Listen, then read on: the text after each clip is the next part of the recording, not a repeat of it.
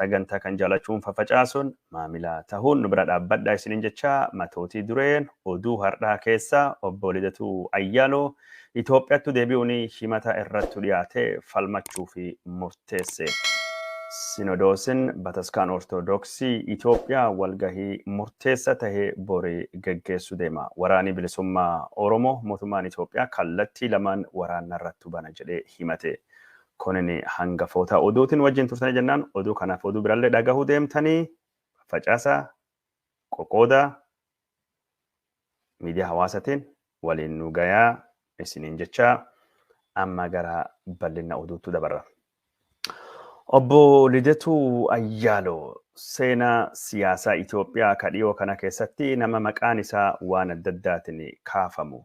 Namni miseensa fi hundeessaa paartii falmituu tahee yeroo adda addattuu kahu dhiyoo kana miidiyaadhaan dhiyaachuudhaan yaada wal falmisiisaa hedduu kaasaa ture.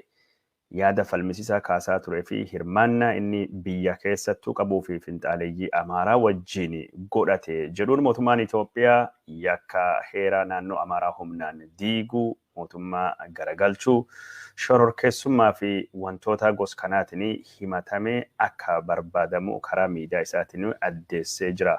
Obbo Lidatuu Ayyaaloo yeroo ammaan tana Ameerikaa jiraachaa ka jiru Itoophiyaattuu deebi'ee himata isarrattuu dhiyaatee ka bu'uura hin qabne kana mana murtiitiin falmatee qulqulluu ta'uusaa mirkaneessuu fi murteeffachuu isaa barruu barreessu tokkoon dubbatee jira. Obbo Lidatuu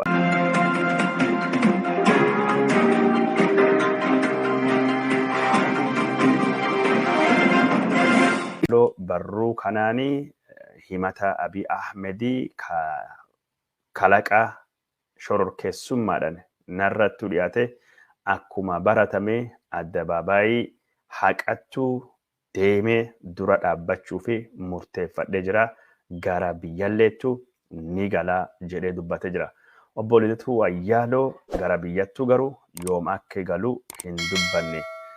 Lidatuu Ayyaaloo himatiin irrattuu dhiyaate kun kalaqa hundee seeraa hin qabu, dhugaa hin qabu, bu'uura waan tokkollee hin qabu, himata siyaasaa na ukkaamsuu fi godhamu. Anammoo ukkaamsan sodaadhu kan sodaadhee biyya kiyyallee irra nafu biyya kiyyattuu galee himata kana dura dhaabbadhaa jedhee dubbatee jira. Akka obbo Lidatuu Ayyaaloo jedhutti waan sababa torbaa fi mootummaan kunanii himata gosa kana kaisa ukkaamsuu yookaan sodaachisuu narrattuu banee jedhee dubbataa jira.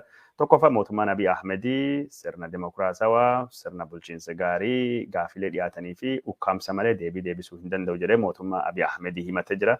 Kabiraa ammoo yeroo ammaan tana warri mootummaa Abiyyiitii fi Oromummaan deemanii kaangoo gubbaa jiranii Itoophiyaa diiganii diigamiinsa Itoophiyaa yookaan ammoo daaraa Itoophiyaa irratti Oromummaa dhaabuu barbaadanii kan saaxilee waan jiruufi jedha. Gara biraatiin ammoo anini akka carraa tahee saba Amaaraa keessa waan dhaladhee fi yeroo ammaan tana rakkoonni gosa kana nama Amaaraa hedduu qunnamaa jirti. Kunilleen sababa tahuu danda'a jedhee addeessa jira.